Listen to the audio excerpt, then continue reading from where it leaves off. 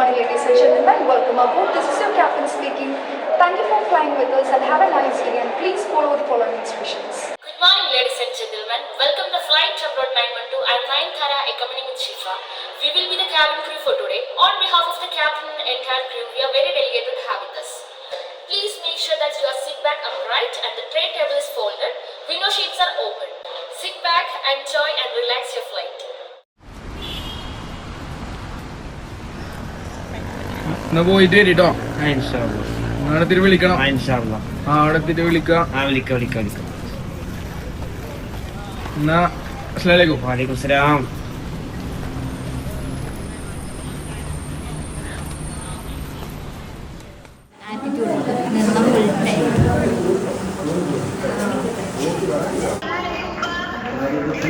ഞാൻ അവിടെ എയർപോർട്ടിലാണ് മോളെ. ഞാൻ കുറച്ച് നേരം നിൽക്കാൻ മുമ്പ് അവിടെ എത്തും. ഇവര് എന്തൊക്കെ ഉണ്ട് അവിടുത്തെ അവസ്ഥകളൊക്കെ?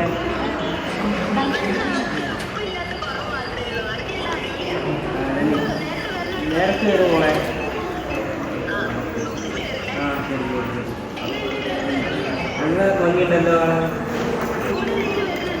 ഇല്ലില്ല, അപ്പോൾ ഫ്ലൈറ്റ് വരാനായി. ഞാൻ കട്ട് ചെയ്യണേ. ഞാൻ എത്തിയിട്ടുണ്ട്. ഓൾറെഡി നിങ്ങൾ എൻ്റെ ഗ്രാജുവേഷൻ വന്നില്ല. എന്നെ കൂട്ടാനെങ്കിലും നിങ്ങൾ രണ്ടുപേരും വരില്ലേ? ഞാൻ പറഞ്ഞതൊക്കെ പ്രിപ്പയർ ചെയ്തിട്ടില്ലേ? എന്നാ ശരി, ഓൾറെഡി ലേറ്റായി ഇറങ്ങാൻ. എന്നാ എത്തിയിട്ട് കാണാം കേട്ടോ.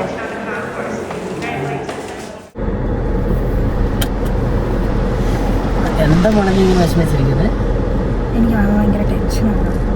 എന്താണെന്നറിയില്ല. എന്തൊക്കെയോ മിസ്സാവുന്നത് പോലെ. ഇല്ലാത്തതുകൊണ്ടായിരിക്കും. ഞാൻ എന്ത് ചെയ്യാനാ? നമ്മൾ രണ്ടുപേരും ഒരുമിച്ചല്ലേ ടിക്കറ്റ് ബുക്ക് ചെയ്ത്. അതെ, പക്ഷേ നമുക്ക് ഫസ്റ്റ് ഡെലിവറി അല്ലേ വെച്ചാൽ പേടിക്കാതെ. എന്തിനാ ഇങ്ങനെ പേടിക്കുന്നത്? എനിക്കറിയില്ല വെച്ചാൽ വരാമെന്ന് പറഞ്ഞിട്ട് എന്താ വരാതിരിക്കുന്നത്? എനിക്കറിയാം ലീവ് കിട്ടാത്തതുകൊണ്ടാണ്, അതിൻ്റെ ഇഷ്യൂ ആണെന്നൊക്കെ എനിക്കറിയാം. പക്ഷെ എനിക്കറിയില്ല. നാട്ടിൽ പോയാൽ അച്ഛനും അമ്മയൊക്കെ ഉണ്ട്, അവർ നന്നായി നോക്കും. പക്ഷെ നമ്മുടെ മോളെ ആദ്യം എടുക്കുന്നത് ഇച്ചയല്ലേ. ഇല്ലാണ്ട് ഈ അവസാന നിമിഷം ലീവ് ക്യാൻസൽ ആയതുകൊണ്ടല്ലേ. ഞാൻ ഇപ്പം എന്ത് ചെയ്യാനാ? എനിക്കറിയില്ല. കുഴപ്പമില്ല, ഡെലിവറിക്ക് മുന്നേ ഞാൻ എന്തായാലും അവിടെ എത്തിയിരിക്കും. ഉറപ്പല്ല? ഉറപ്പ്. പ്രോമിസ്. കാണാം. നമ്മുടെ കൊച്ചുമോളോട് അച്ഛൻ വേഗം വരാട്ടോ. ശരി കേട്ടോ. അവിടെ നിൽക്കുക. സീറ്റ് ബെൽറ്റ് പതുങ്ങി പോരും കേട്ടോ.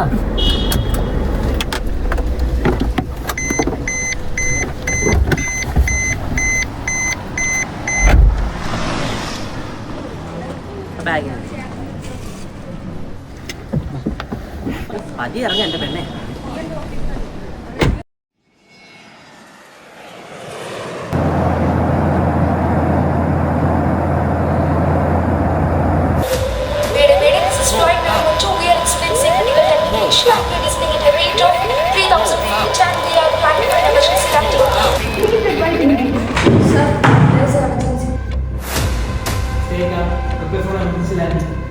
Ladies and gentlemen, this is your captain speaking. I need a full attention. We are facing an emergency situation and may not be able to make a stable flight and we are preparing for an emergency landing. Please fasten your seatbelts.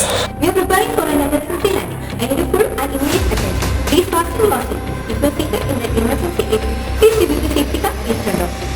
Sit down very carefully. All emergency response cell. This is a level 3 emergency. The passenger aircraft has crashed during an emergency. All team mobilized immediately. Fire നല്ല increased ആണെന്നാണ് information കിട്ടിയിരിക്കുന്നത്. ഫ്ലൈറ്റിന്റെ ബാക്കിലേക്കാണ് കൂടുതൽ തീപിടുത്തം ഉണ്ടായിരിക്കുന്നത്. ആദ്യം തന്നെ uniform ആണ് കുറച്ച് മുന്നോട്ട് നീക്കുക. ഇടക്കാരുടെ സ്ഥലം പ്രോപ്പറായിട്ട് കെയർ ചെയ്തിരിക്കണം റെസ്ക്യൂവിന്റെ സമയത്ത്. അതുപോലെ തന്നെ മെഡിക്കൽ ടീമിനെ പ്രിപ്പയർ ചെയ്തിരിക്കണം. അതുപോലെ തന്നെ ക്രിട്ടിക്കൽ മെഡിസിനെ ഉടനെ തന്നെ ഇമ്മീഡിയറ്റ്ലി പുറത്തെടുക്കാൻ ശ്രദ്ധിക്കണം നിങ്ങൾ. ഓക്കെ.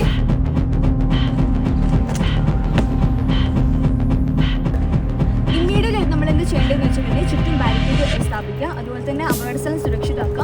ആവശ്യമില്ലാത്ത ആരെയും അകത്തേക്ക് വിടണം. എല്ലാം അറേഞ്ച്ഡ് അല്ലേ? Yes ma'am. Traffic team road control ചെയ്യണം. അതുപോലെ തന്നെ ആംബുലൻസിനും ഫയർഫോഴ്സിനും പോകാനുള്ള വഴി ഒരുക്കണം. ആൻഡ് കൺട്രോൾ ടീം അലർട്ട് ആയിരിക്കണം. റെസ്ക്യൂ ടീമായിട്ട് നിങ്ങളൊന്ന് കോപ്പറേറ്റ് ചെയ്യണം. What? Okay, sir. Okay. So, ഒരു emergency situation ഉണ്ട്. So, ബാക്കി മെഡിക്കൽ പ്രൊഫഷണൽസ് ആയിട്ട് കമ്പനി കോർഡിനേറ്റ് ചെയ്തിട്ട് നമുക്ക് എന്തായാലും പെട്ടെന്ന് ആക്ഷൻ ചെയ്യേണ്ടതുണ്ട്. So, quick. Sisters, there is an emergency. Please gather. ഒരു പ്ലെയിൻ ക്രാഷ് ഉണ്ടായിട്ടുണ്ട്. സോ ഇമ്മീഡിയറ്റ് ആയിട്ടുള്ള emergency manager we have to do. So എല്ലാവരും ടീം രണ്ടായിട്ട് സ്പ്ലിറ്റ് ആവുക, then provide care based on triage. So triage എങ്ങനെയാണെന്ന് വെച്ച് കഴിഞ്ഞാൽ ബേസ്ഡ് ഓൺ നിങ്ങളുടെ കണ്ടീഷൻ വെച്ചിട്ട് എമർജൻസി കേസസ് എങ്ങനെയാണോ അതിനനുസരിച്ച് പേഷ്യൻസിനെ റെഫർ ചെയ്യുക. And also you provide immediate emergency care. ഒരു മാസ് കാഷ്വാലിറ്റി പ്രിപ്പയർ ചെയ്ത് വേണം നമ്മൾ കെയർ കൊടുക്കാൻ വേണ്ടി. So okay, be ready. So any emergency please.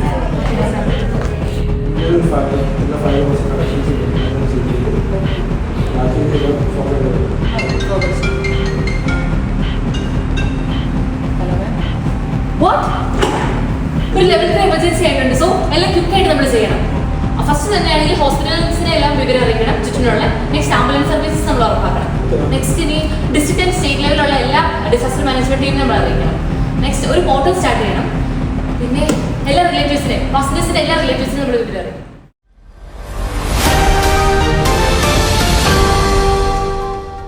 Hello Lakshmi, കേൾക്കുന്നുണ്ടോ?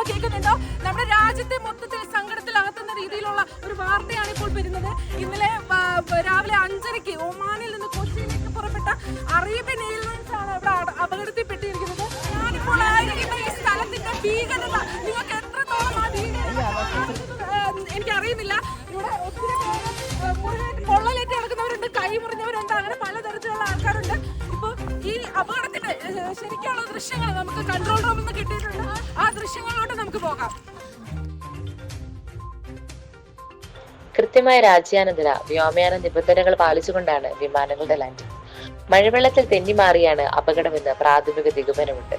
കരിപ്പൂരിൽ ILS 1334 വിമാനം ആദ്യം ഇറങ്ങാൻ ശ്രമിച്ചപ്പോൾ ട്രാഫിക് കൺട്രോൾ റൂമിൽ നിന്നും അനുമതി നൽകിയെങ്കിലും ഇറങ്ങിയില്ല. ആ സമയത്ത് മഴയായിരുന്നുവെങ്കിലും 2000 മീറ്റർ മുന്നോട്ട് കാഴ്ചയുണ്ടായിരുന്നു എന്നാണ് ATCയുടെ പ്രാഥമിക റിപ്പോർട്ട്. ആദ്യ തവണ ലാൻഡിംഗ് ചെയ്യാതെ 15 നോട്ടിക്കൽ മൈൽ കൂടി ചുറ്റിയ ശേഷം 10 റൺവേ വഴിയാണ് രണ്ടാം വട്ടം ലാൻഡിങ്ങിന് ശ്രമിച്ചത്. സാധാരണ റൺവേ ആരംഭിക്കുന്നതിന്റെ 300 മുതൽ 900 മീറ്റർ പരിധിക്കുള്ളിൽ ലാൻഡിങ്ങിനായി വിമാനങ്ങൾ പറത്തിക്കും. എന്നാൽ അപകടത്തിന് തൊട്ടു മുൻപ് 1500 മീറ്റർ കഴിഞ്ഞാണ് റൺവേയിൽ സ്പർശിച്ചത്. നിയമങ്ങൾക്കകം പിൻചക്രങ്ങൾ ലാൻഡിംഗ് സ്ട്രിപ്പിൽ കുടുങ്ങാതെ തെന്നിമാറി വീണ്ടും ഉയർത്താൻ ശ്രമിച്ചപ്പോഴാണ് അപകടമുണ്ടായത്.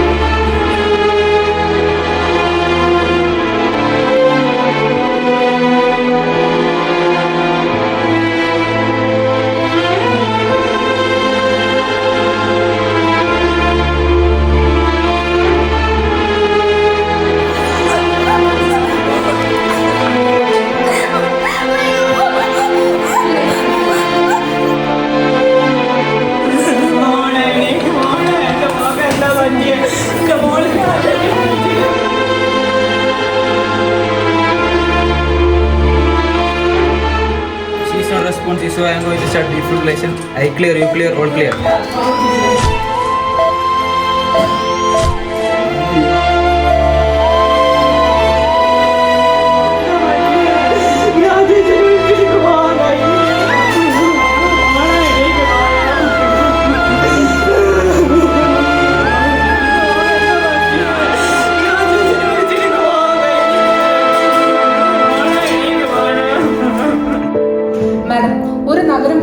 ഉറങ്ങിക്കൊണ്ടിരുന്നപ്പോൾ നമ്മൾ പോലും പ്രതീക്ഷിക്കാതെയാണ് ഇങ്ങനെ ഒരു അപകടം നടന്നത്. അപ്പോൾ ഈ അപകടത്തിന്റെ കൂടെ തന്നെ ഒത്തിരി കാഷ്വാലിറ്റീസും നമുക്ക് സംഭവിച്ചിട്ടുണ്ട്. എങ്ങനെയായിരുന്നു നിങ്ങളുടെ മെഡിക്കൽ ആയിട്ടുള്ള മാനേജ്മെന്റ് ഈ ദുരന്തത്തിന്റെ? പറഞ്ഞ പോലെ തന്നെ വളരെ അപ്രതീക്ഷിതമായിട്ടുള്ള ഒരു സംഭവമായിരുന്നു നടന്നിരുന്നത്. പെട്ടെന്ന് തന്നെ നമുക്ക് ഡിസാസ്റ്റർ ആക്ടിവേഷൻ പ്രോട്ടോകോൾ ചെയ്തുകൊണ്ട് തന്നെ ഒരു വിധത്തിലുള്ള അപകടങ്ങളൊക്കെ നമുക്ക് ഒഴിവാക്കാൻ വേണ്ടി സാധിച്ചിട്ടുണ്ട്. മാത്രമല്ല എമർജൻസി ടീമിന്റെ കൊളാബറേഷൻ ആയിട്ടുള്ള ആംബുലൻസ് സർവീസസ്, അതേപോലെ തന്നെ എമർജൻസി സപ്ലൈസ് എല്ലാം കൂടെ കിട്ടിയതുകൊണ്ട് തന്നെ നമുക്ക് എത്രയും വേദന പേഷ്യൻസിനെ ഹോസ്പിറ്റലിൽ എത്തിക്കാൻ സാധിച്ചു. അതേപോലെ തന്നെ ഇപ്പോഴത്തെ പേഷ്യൻസിന്റെ കണ്ടീഷൻ എന്ന് പറയുമ്പോൾ ഒരുവിധം എല്ലാവരും സ്റ്റേബിൾ ആണ്. ഒരാളുടെ കാര്യത്തിൽ മാത്രം നിങ്ങൾക്ക് ചെറിയൊരു വിഷമം ഉണ്ടെങ്കിൽ പോലും ബാക്കിയുള്ളവരെയൊക്കെ കൂടുതൽ ഗുരുതര പരിക്കുകളാവാതെ നിങ്ങൾക്ക് രക്ഷിക്കാൻ പറ്റിയിട്ടുണ്ട്. ഇപ്പോഴും intensive care of nursing and medical unit continuous ആയിട്ട് പോയിക്കൊണ്ടിരിക്കുകയാണ്. നമ്മുടെ കൊച്ചി പോലൊരു ഇന്റർനാഷണൽ എയർപോർട്ടിൽ ഓൾറെഡി എല്ലാ തരത്തിലുള്ള ഒരു ത്രെട്ട് വന്നാലും റിമൂവ് ചെയ്യാനുള്ള ഒരു ഫെസിലിറ്റി നമുക്കുണ്ട്. എന്നിരുന്നാലും നമ്മൾ ഒട്ടും പ്രതീക്ഷിക്കാത്ത ഒന്നാണ് ഇതുപോലത്തെ ഒരു ദുരന്തം. അപ്പോൾ ഈ അപകട സമയത്ത് എങ്ങനെയായിരുന്നു നമ്മുടെ എയർപോർട്ടിലെ ആ എമർജൻസി റെസ്പോൺസ് പ്ലാൻ ടീം എന്നെല്ലാം പറയുന്നത് എങ്ങനെയായിരുന്നു? ഏവിയേഷൻ ടീം എന്ന് പറയുന്നത് എല്ലാ ഡിപ്പാർട്ട്മെന്റും കോർഡിനേറ്റ് ചെയ്തിട്ടാണ് ഓരോ കാര്യങ്ങളും ചെയ്യുന്നത്. അതായത് ഫസ്റ്റ് മുതൽ തന്നെ പൈലറ്റിന്റെ ക്രാഷ് ലാൻഡിങ് മെസ്സേജ് നമ്മുടെ കയ്യിൽ റിസീവ് എത്തുന്നവരെ അത് മുതൽ നമ്മൾ പെട്ടെന്ന് തന്നെ റഷായിട്ട് പെട്ടെന്ന് തന്നെ ഓരോ ഡിപ്പാർട്ട്മെന്റ് നമ്മൾ എല്ലാം അറിയിച്ച് പെട്ടെന്ന് തന്നെ, അതായത് എന്താ പറയുക, മോക്ക് ഡ്രില്ല് നമ്മൾ ഓരോ ഇടയ്ക്കിടയ്ക്ക് കണ്ടക്ട് ചെയ്യുന്നതുകൊണ്ട് തന്നെ ഒരു കാര്യത്തിനും നമുക്ക് ഡിലേ വന്നിട്ടില്ല. എല്ലാ ഡിപ്പാർട്ട്മെന്റും നമ്മൾ പറഞ്ഞ കാര്യങ്ങളനുസരിച്ച് എല്ലാ ഡിപ്പാർട്ട്മെന്റും അവരുടെ ജോലികൾ കറക്റ്റായ രീതിയിൽ ചെയ്ത് തീർത്തിട്ടുണ്ട്. ഇതുപോലെയുള്ള ഒരു ക്രൈസിസിൽ നമുക്ക് തീരെ അവോയ്ഡ് ചെയ്യാൻ പറ്റുന്ന ഒരു കാര്യമല്ല ക്രൗഡ് എന്ന് പറയുന്നത്. വളരെ ഒത്തിരിയധികം ആൾക്കാർ, അതും ബന്ധുക്കളെയും തനിക്ക് ഇഷ്ടപ്പെട്ടവരെല്ലാം നഷ്ടപ്പെട്ട് ഒത്തിരി സങ്കടങ്ങളായ മാനസിക പിരിമുറുക്കം കാരണം വന്നവരാണ് 15 പേര്. അപ്പൊ അങ്ങനെ ഒരു ക്രൗഡിനെ അകറ്റി നിർത്തിക്കൊണ്ട് തന്നെ ഈ മാനേജ്മെന്റ് എമർജൻസി പ്ലാൻ എല്ലാം മുന്നോട്ട് കൊണ്ടുപോകാൻ എങ്ങനെയായിരുന്നു ഫയർഫോഴ്സ് ഡിപ്പാർട്ട്മെന്റ് ആണെങ്കിലും പോലീസ് ഡിപ്പാർട്ട്മെന്റ് ആണെങ്കിലും എങ്ങനെയായിരുന്നു നിങ്ങൾ പ്ലാൻ ചെയ്തിരുന്നത്? ഫസ്റ്റ് തന്നെ നമുക്കിത് ചെയ്യാൻ വേണ്ടി ഹെൽപ്പ് ചെയ്ത ഒത്തിരി ടീംസ് ഉണ്ട്. നമ്മുടെ ഒരു യൂണിറ്റും അതുപോലെ തന്നെ നമുക്ക് അവൈലബിൾ ആയിട്ടുള്ള പ്രോപ്പർ റിസോഴ്സസും കാരണമാണ് നമുക്ക് ഇന്ന് ഈ സിറ്റുവേഷൻ ഹാൻഡിൽ ചെയ്യാൻ പറ്റിയത്. പിന്നെ ഫയർഫോഴ്സ് ടീമിനെ കുറിച്ച് നമ്മൾ എടുത്തു പറയേണ്ടതാണ്. അവരുടെ ഒരു കോർഡിനേഷൻ എന്ന് പറയുന്നത് ഇതിൽ ഒത്തിരി ഇമ്പോർട്ടൻ്റ് ആയിരുന്നു. ആൻഡ് പബ്ലിക് നമ്മൾ ഒത്തിരി ഹെൽപ്പ് ചെയ്തിട്ടുണ്ട്. അതായത് ഈ ഒരു സിറ്റുവേഷനിൽ ഓവർ ക്രൗഡിംഗ് എന്ന് പറയുന്നത് വളരെ വലിയൊരു പ്രോബ്ലമാണ്. അവർ തന്നെ അത് ഒരുപാട് ഹാൻഡിൽ ചെയ്യാൻ വേണ്ടി ശ്രമിച്ചിട്ടുണ്ട്. Thank you. അപ്പോൾ നമുക്ക് ഇങ്ങനെ ഒരു അപകടത്തിന്റെ വാർത്ത പുറത്തു വന്നപ്പോൾ തന്നെ DGCയും കേന്ദ്ര വ്യോമയാന മന്ത്രാലയം കൂടിയിട്ട് ഒരു തെരച്ചിൽ ആഹ്വാനം ചെയ്തായിരുന്നു. അപ്പം അതും ഇവിടുത്തെ നമ്മുടെ ഇപ്പോഴത്തെ ഈ സിറ്റുവേഷൻ എങ്ങനെയായിരുന്നു ഈ സെൻട്രൽ ഏജൻസീസുമായിട്ട് കണക്ട് ചെയ്ത് മുന്നോട്ട് പോയത്? യെസ്, അത് മെയിനായിട്ട് കമ്മ്യൂണിക്കേഷൻ ഡിപ്പാർട്ട്മെന്റിന്റെ ആയിരുന്നു. ഈ സെൻട്രൽ ആൻഡ് സ്റ്റേറ്റ് ഡിസാസ്റ്റർ ബോർഡിനെയാണ് ഈ വിവരം അറിയിക്കുക എന്നുള്ളത്. ഓൺ ദ സ്പോട്ടിൽ നമുക്ക് ഇൻഫർമേഷൻ കിട്ടിയ ഓൺ ദ സ്പോട്ട് തന്നെ നമ്മളാണെങ്കിൽ വിവരം അറിയിച്ചു. അപ്പോൾ തന്നെ നമ്മുടെ സ്റ്റേറ്റ് ആൻഡ് നാഷണൽ ഗവൺമെന്റ് ആണെങ്കിലും ഫണ്ട് കാര്യങ്ങളാണെങ്കിലും നമുക്ക് പ്രൊവൈഡ് ചെയ്തു. അത് മാത്രമല്ല, അത്യാവശ്യത്തിനുള്ള ആംഡ് ഫോഴ്സ് ആണെങ്കിലും ബാക്കിയുള്ള മാനേജ്മെന്റ് ടീംസ് ആണെങ്കിലും പിന്നെ ഫുഡ് സർവീസ് എല്ലാ ഡിപ്പാർട്ട്മെന്റ്സും കൂടെ ആണെങ്കിൽ അവർ നമുക്ക് പ്രൊവൈഡ് ചെയ്തിട്ടുണ്ടായിരുന്നു.